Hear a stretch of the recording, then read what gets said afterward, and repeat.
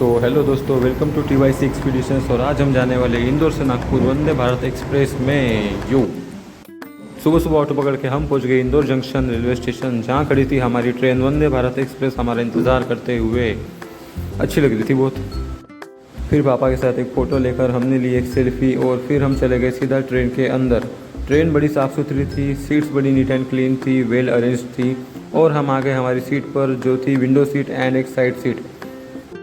Train में बड़ी शांति थी और सब अपना अपना काम कर रहे थे। हमने ली फिर एक अच्छी सी सेल्फी और फिर हम थोड़ा आ गए बाहर आके हमने ली एक फ़ोटो और फिर हम अंदर वापस चले गए। और फिर हमें मिला एक न्यूज़पेपर, अच्छी खबरें छपी हुई थी, इंटरेस्टिंग थी बड़ी।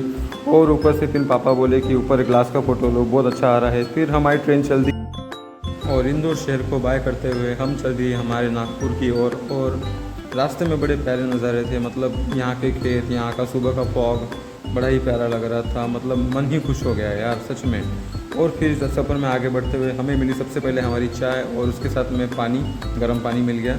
उसमें मतलब चाय का पाउडर डाल के हमें चाय बनानी थी, ऐसा कुछ था वो। और फिर थोड़े और प्यारे नज़ारे दिखते हुए ये खेत में झील थी या पानी जमा हुआ था पता नहीं, पर बड़ा सुंदर लग रहा था।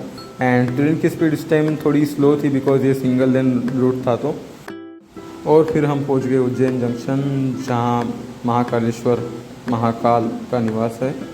यहाँ से निकलने के बाद हमें मिला नाश्ते में बहुत सारी चीज़ें थी, मतलब पेट ही भर गया यार। हमने 2-3 चीज़ें घर में लेके आ गए।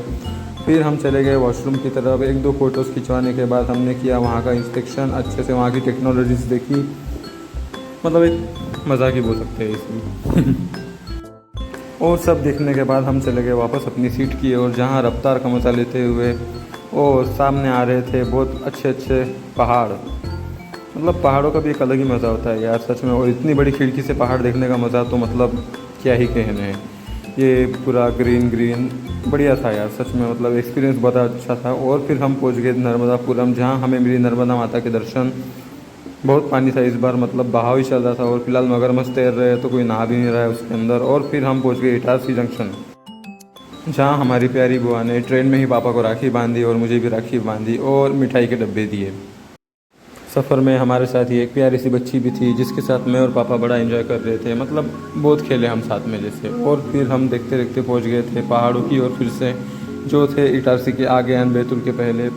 ये भी मतलब बहुत अच्छे पहाड़ रहे हैं यार सच में। और ट्रेन में बड़ी शांति थी, साइड से एक ट्रेन बड़ी स्पीड में पास होती। और अब बारी थी लंच की, जिसमें मिला बड़ा ही टेस्टी खाना, मटर पनीर चावल आलू की सब्ज़ी। मतलब बड़ा यार आराम करते करते हम पहुंच गए फिर Nagpur junction.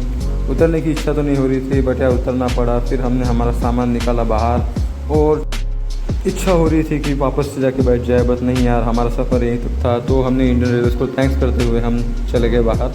Bye bye Vande Bharat express. और इसी के साथ आज का सफ़र यहीं पर ख़त्म होता है।